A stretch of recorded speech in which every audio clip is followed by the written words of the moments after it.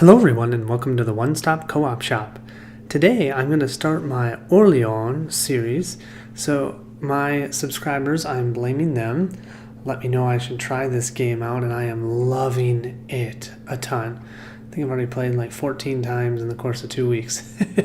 So what I'm actually going to do is the game comes with a co-op mode and 3 solo scenarios. I'm going to do all of them. Just let you guys see them, see if it's something that you're interested in. So this first one that I'm doing is the Dignitary. It is a solo scenario, and it is the easiest of the 3, and I'll do them in order. Just like normal, I'll have 2 videos, one for how to set it up, because each game is set up quite differently, so I do feel like I need to take the time to show you how to set up the game for each one. And then if you don't want to see that, you just want to jump to the playthrough, feel free to check on in the playlist for the next video, and that will be the one that you can click to watch the playthrough. If you're still hanging around, let's set this Dignitary. If you have ever played regular Orleans, you will see that this is going to look very familiar. The board, this is your player board. As we're playing only solo, there'll just be one board out. You don't have to worry about doing anything special for it. You have your 4 starting individuals, and you know that by what's on the bottom of these little tokens. Now, I do have the deluxe version of this game, so mine are wooden. If you get this at the store, yours will be cardboard, which they work just fine. Actually, the cardboard ones are really nice. They're nice and thick. I just really liked the deluxe version, so I was able to trade for it. You also, for the Dignitary, will start with the stagecoach place tile, as they call it, so you have that available right away. And you'll see we have no coins. We have no money to start the game, but you do have all of your guilds right up there that you can build if you want. So that's how you set up your player board.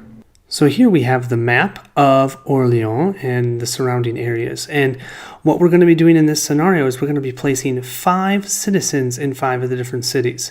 So I'm going to go ahead and do that and then just jump right back and you guys can see where they are.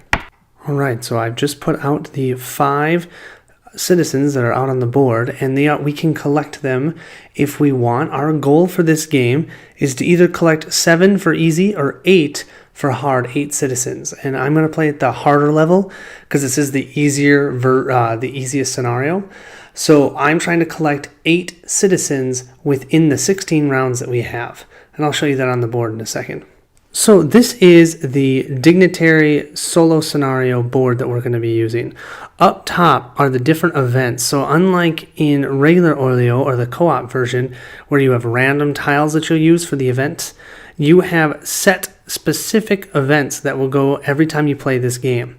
And you know that's good because it takes away some of that randomness. However, you could say it maybe takes away a little bit of the replayability. But I think it's fine. But yeah, so you'll have to be able to complete your objective, and your objectives are down here. So either you have the 7 or you have the 8. And so you're trying to, depending on if you're playing in the easy or harder version, you're trying to collect 7 or 8 of the citizen tiles. Okay? That's pretty much it. What we'll do is we'll use this, and each round we'll go through all the way to 16. But if we get 8 citizen tiles, we'll stop at that point. We don't have to do all 18 rounds. Some of you may be wondering, well, we've seen 5 of the citizen tiles, but how are you going to get 7 or 8 with only 5 on the board? Well, here are the other 7, and what we're going to be able to do is we have some options on where we can place them on the boards to try and find them. One of them is the Good Deeds board, and then a few of them we can also put on the tracks themselves that we'll be using to grow our bag of workers. So I'll show you that now. All right, this right here is the development track, and you can essentially create more development of your town by moving up this track. But there are certain areas like this where there's a little spot that you could put a citizen tile. And so that's one of the places that we could put a citizen tile. There's a total of 3 spots on the development track that you can use. I'm going to place 2 citizens on the development track because I really don't think I'm going to get all the way to the end. But I think I can get pretty far. So I'm putting 2 on the development track. You can choose up to 3 if you want. Here is the night track, and the night track has a spot where you could place a citizen tile, and I'm definitely going to put one there because getting it to where you can draw more of your tiles or more of your workers each round, definitely beneficial. So I'll place one here as well. Now you also have an opportunity of placing one here at the end of the Fisherman Track. However, you only have 4 workers of each type that you can use in this solo scenario. So that means the farthest you can go on that track is here. So why you would put a citizen tile in that last one, I don't know. I think it's kind of a silly thing that they let you potentially do that, have a citizen tile you just can't even get. Unless you have a torture effect where you have to pull a worker out of your bag, ends up being a fisherman, and you can get it again. But that's very unlikely, so anyways, don't put one there. I don't recommend it. Last but certainly not least, we have the Good Deeds board. So you can see there's all these different areas we could place a citizen tile. I have a total of 4 left, so I'm just going to place in 4 spots where I think there's a potential I can actually get enough workers to complete them. So I have to send workers to these areas, and when I send the workers there, if I complete it, I would get the citizen tile. So I'm just going to pick 4 of them that I think I could do.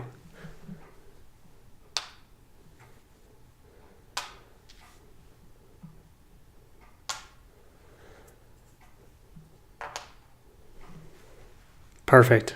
Next, what we'll do is we'll set up the place tiles. So you're going to pull out all of the goods tiles, and then they have specific tiles in the rule book that they want you to pull out as well. So you'll pull out all of those tiles. You'll end up with 7 of each type, level 1, level 2. And that's if you don't have any of the expansions, because I don't have any of the expansions. And what you're going to do is you're going to shuffle these up and grab 5 of each. So let's do that quick. Okay, I've got the level 1s here. I'm shuffling off screen, and I'm going to pick this one, and this one, and this one, and this one, and this one. Okay, so the 5 that we'll have available to us are the herb garden, the windmill, the brewery, the bathhouse, oh nice, and the shipping line. Okay, so we'll have those for level 1s. Now let's do the level 2s. So we'll have the laboratory and the school, oh that's nice, and the office, and the gunpowder tower, and then last but not least, the cellar. So we'll have those 10 place tiles that we can collect any time during the game. Last, what you're going to do is you're going to set up 4 of each worker type, all the way from monk down to scholar. You'll also have 6 technology tiles that you can use, and then you will be placing your specific colored trackers on each of the starter areas, okay? And then during the game, you'll be moving those up and collecting workers and filling your bag. I've got these cool little, cool looking bags. And when I traded this, I didn't even know it came with these. Kind of lucky. So that's what you'll be using to fill your bag. You'll be collecting these workers, moving up the tracks, getting the benefits, and everything like that. So that is how you set up the game. Hope you guys are ready for the playthrough, and thanks for watching.